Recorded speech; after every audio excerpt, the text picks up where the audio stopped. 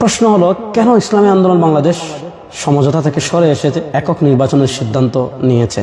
এগুলোর উত্তর যদি আমি বিস্তারিত দেই, তাহলে এটা বাংলাদেশের ইসলামপন্থার জন্য এবং ইসলামী রাজনীতির জন্য একটা বিব্রতকর এবং মানুষের মধ্যে একটা ইসলামপন্থী রাজনীতি নিয়ে একটা অবিশ্বাস তৈরি হবে। তারপরেও কিছু কথা আমি বলি। সমঝোতা মানে কি? সবাই মিলে সিদ্ধান্ত নেবেন, সবার সিদ্ধান্তে যাকে যেখানে ফায়সালা হবে সে সেখানে নির্বাচন করবে, এটাই তো সমঝোতা। এখানে প্রথম বিপত্তিটা বেঁধেছে যখন তফসিল ঘোষণা হলো মনোনয়ন সংগ্রহ করা কেন্দ্রিক।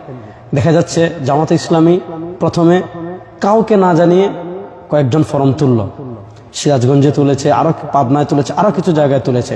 ওই দিনে পিশাব চরমনায় আব্দুল্লাহ মোহাম্মদ তাহের স্যারকে দেখতে গিয়েছেন, তিনি অসুস্থ ছিলেন। তাকে যখন বললেন যে ভাই এগুলা কি, বলছে এটা আমাদের সেন্ট্রালি সিদ্ধান্ত না, একজন আবেগে করে ফেলেছে, আমরা সম্মিলিতভাবে সিদ্ধান্ত নেওয়ার পরই মনোনয়ন তোলা হবে। কিন্তু দেখা গেল পরের দিন ব্যাপক হারে জামাত ইসলামের এরা কি করলো, মনোনয়ন তুললো। এমনকি তাদের পেজেও তারা বললো যে এতজন কি করেছে, মনোনয়ন ফরম তুলে ফেলেছে, 200 কতজন সম্ভবত। তখন ইসলামী আন্দোলনও সারা দেশে নির্দেশনা দিয়েছে যে আপনারা আপনাদের মনোনয়ন, আমাদের প্রার্থীরাও ব্যাপক হারে কি করেছে, মনোনয়ন তুলেছে।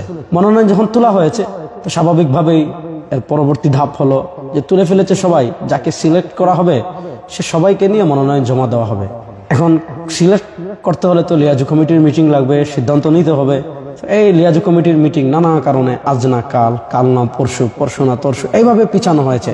তো দেখা যাচ্ছে পিছাতে পিছাতে পিছাতে পিছাতে একটা বৈঠক হয়, এই বৈঠকে একটা সিদ্ধান্ত হয়, পরের বৈঠকে দেখা যায় আগের সিদ্ধান্তকে আবার খণ্ডন করা হয়, আবার সিদ্ধান্ত, এইভাবেই চলেছে। মধ্যভাগে সবচেয়ে দুঃখজনক যে ঘটনাটা ঘটেছে সেটা হলো, আপনি 8 দলের সমঝোতায় আছেন, এখানে যদি অন্য কাউকে যুক্ত করতে হয় তাহলে আপনাকে সবাইকে নিয়েই করতে হবে, সিদ্ধান্তটা সবাই মিলে নিতে হবে। এনসিপি কে নেবেন, সবাই মিলে সিদ্ধান্ত নেন, কিন্তু দেখা যাচ্ছে এখানে একক সিদ্ধান্তে এনসিপি কে আপনার এখানে যুক্ত করা হয়েছে। এখানে আমরা যখন বলেছি তখন ওনারা বলেন যে বিএনপি তার শরিক দলের সাথে কি এত পরামর্শ করে। তো প্রশ্ন হলো, জামাত কি বিএনপি আর ইসলামী আন্দোলন কি বিএনপির অন্যান্য শরিক দলের মতো, বা আট দলের সাথে যে দলগুলো রয়েছে সেগুলা কি বিএনপির অন্যান্য শরিক দলের মতো, যেগুলা নাম সর্বস্ব সংগঠন, তৃণমূলে কাজ নেই, এরকম তো না। তো দেখা গেল এনসিপি কে নেওয়া হলো একক সিদ্ধান্তে এবং ওনাদের মতো করে এনসিপি কে ওনারা 30টা আসন ছেড়ে দিয়েছেন। এবং পরবর্তীতে লিয়াজু কমিটিতে যখনই বসা হয় দেখা যাচ্ছে এমন বেশ কিছু আসন আছে যেখানে ইসলামী আন্দোলন প্রার্থী ও স্বাবলম্বী, আবার সাংগঠনিক কাজও খুবই ভালো।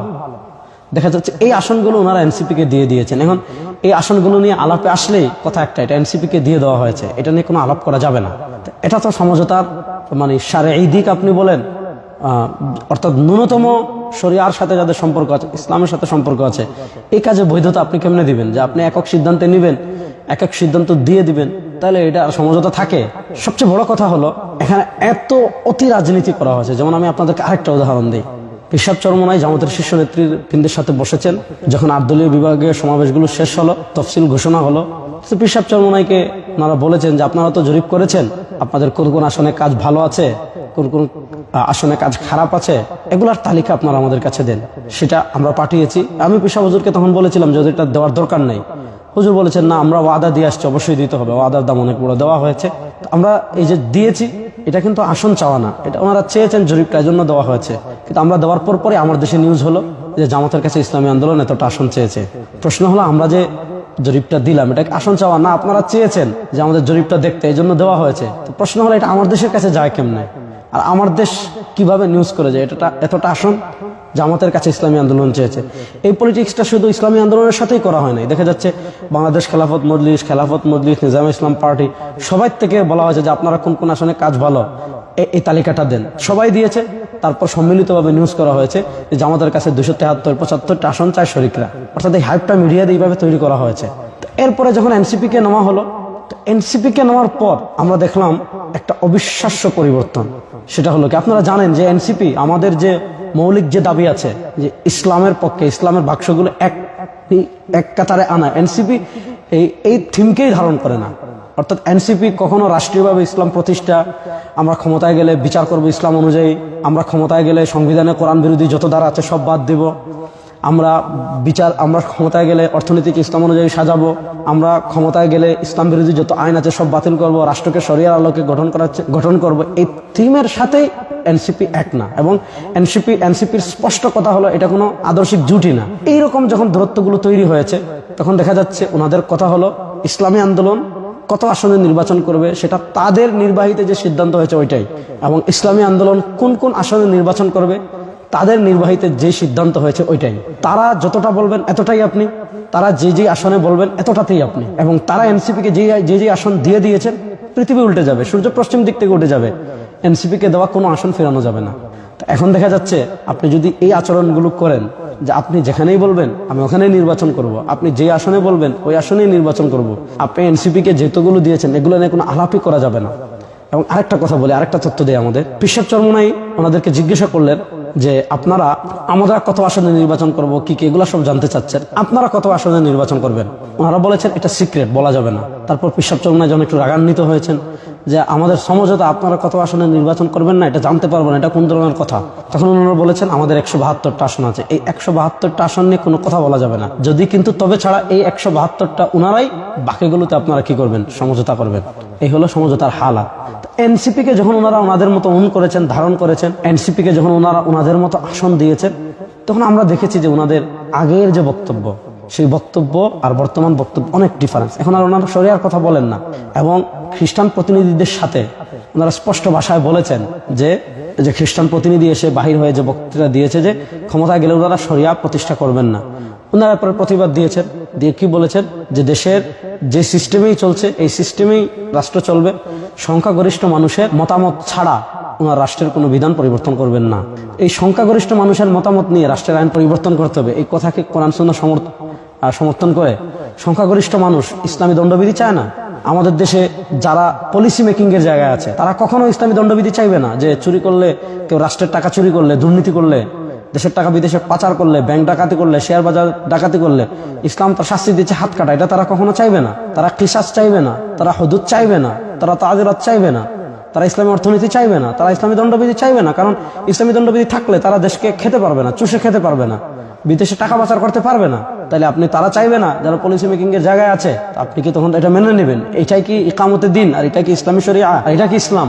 এই সকল বিষয়কে সামনে রেখে ইসলামী আন্দোলন বাংলাদেশ সিদ্ধান্ত নিয়েছে যে আপনি যা বলবেন তাই আমাদের মানতে হবে। আপনি যেখানে নির্বাচনের কথা বলবেন সেখানেই আমাদের নির্বাচন করতে হবে। আপনি যতটা আসনে বলবেন ততটা আসনেই আমাদের নির্বাচন করতে হবে। আপনি যাই বলবেন তাই আমাদেরকে মানতে হবে। অসকল মোড়লগুলি ইসলামী আন্দোলন অতীতেও মানেনি, অসকল নিজে যা মন চায় অতি রাজনীতি আপনি আপনার মতো করেন, কিন্তু ইসলামী আন্দোলন এই অতি পলিটিক্সে নেই, অতীতেও করেনি, এখনো করে না, সামনেও করবে না। এই জন্য দেশবাসীর কাছে আমি এই কথাগুলো এজন্য বললাম যে অনেকে মনে করছেন যে ইসলামী আন্দোলন বাংলাদেশ অনেক ক্ষতিগ্রস্ত হয়ে যাবে। ইসলামী আন্দোলন বাংলাদেশ ক্ষতিগ্রস্ত হবে নাকি লাভবান হবে সেটা আমরাও জানি, কিন্তু এখানে পরিস্থিতিটা এমনভাবে তৈরি করা হয়েছে যে আপনি তাদের সব মেনে, যেখানে বলবে সেখানে, যাকে বলবে তাকে, তাদের সব মেনে আপনাকে কি করতে হবে? সমঝোতায় যেতে হবে। ওই সমঝোতায় পৃথিবীর সবাই গেলেও ইসলামী আন্দোলন যাবে না। যে যারা ইসলামী আন্দোলন রাজনীতি জানেন, দেখেছেন, এটা বুঝবেন। আরেকটা কথা বলে বিশ্বাস করি, আমাদের মুফতি ফয়জুল করিম হাফিজুল্লাহ, যাকে আমরা শাইখে চরমোনাই হিসেবে সারা বাংলাদেশের মানুষ চিনি, তাকে, তার চিন্তা, তার চেতনা, এবং আমরা সকলেই জানি যখন এই অতি পলিটিক্স গুলো করা হয়েছে, মুফতি ফয়জুল করিম হাফিজুল্লাহ তখন বরিশাল থেকে এসেছেন যে কোনোভাবেই এই সমঝোতাটা থাকুক। তখন তিনি আব্দুল্লাহ মাহমুদ তাহের স্যারের বাসায় গিয়েছেন, গিয়ে বলেছেন ভাই যেভাবেই হোক আপনারা এনসিপি নিয়ে অতি রাজনীতি করে, এনসিপি নিয়ে অতি চালাকি করে দয়া করে আমাদের এই সমঝোতাটা ভাঙবেন না, কোনোভাবে যাতে আমাদের সমঝোতাটা নষ্ট না হয়। তিনি 1 to 1 তাকে গিয়ে বলে আসতেন। কিন্তু ওনাদের কথা হলো ইসলামের স্বার্থে সব বিসর্জন ইসলামী আন্দোলন দিবে, উম্মার স্বার্থে সব ত্যাগ ইসলামী আন্দোলনই করবে, উম্মার স্বার্থে সব কুরবানি ইসলামী আন্দোলন করবে, সমঝোতা রক্ষার্থে সব কিছু ইসলামী আন্দোলন করবে। কিন্তু ওনারা যা বলেছেন, যে সিদ্ধান্ত নিয়েছেন, যা করবেন, এটা থেকে 1 ইঞ্চিও সরবেন না। এজন্য প্রিয় দেশবাসী, এই সকল পরিস্থিতি সামনে রেখে ইসলামী আন্দোলন ইসলাম, উম্মাহ এবং রাজনীতির বৃহৎ স্বার্থ চিন্তা করে ইসলামী আন্দোলন দেখেছে এখানে থাকার কোনো মানে নেই, ইসলামী আন্দোলন সরে এসেছে। আমাদের কর্মী যারা আছেন তাদেরকে আমি অনুরোধ করব, আহ্বান করব, আসেন ইনশাআল্লাহ আমরা যে আদর্শের উপর আছি সে আদর্শ নিয়ে আমরা রাজনীতিতে এগিয়ে যাব। আমাদের আমিরের সিদ্ধান্তের উপর আমরা চূড়ান্ত আনুগত্য প্রদর্শন করে আমরা যে যেখানে আছি সেখান থেকে আমরা ইসলামী আন্দোলনের যে নির্বাচনী ইশতেহার আসছে সেই ইশতেহার নিয়ে আমরা মানুষের ঘরে ঘরে পৌঁছে যাব। আমি সবসময় বলি, আমরা যেই নিয়তে নামাজ পড়ি, যেই নিয়তে রোজা রাখি, যেই নিয়তে হজ করি, যেই নিয়তে যাকাত দেই, যেই নিয়তে তাহাজ্জুদ পড়ি, ওই নিয়তেই আমরা ইসলামী আন্দোলন করি। সুতরাং ইসলামী আন্দোলনের রাজনীতিতে অতি ধূর্ততা, অতি চালাকি, অতি পলিটিক্স এগুলো ইসলামী আন্দোলনের রাজনীতিতে নেই। আমরা যেভাবেই চলছি সেভাবেই এগিয়ে যাব ইনশাআল্লাহ। একদিন না একদিন এদেশে ইসলাম বিজয় হবেই হবে। আসসালামু আলাইকুম ওয়া রাহমাতুল্লাহি ওয়া বারাকাতুহু।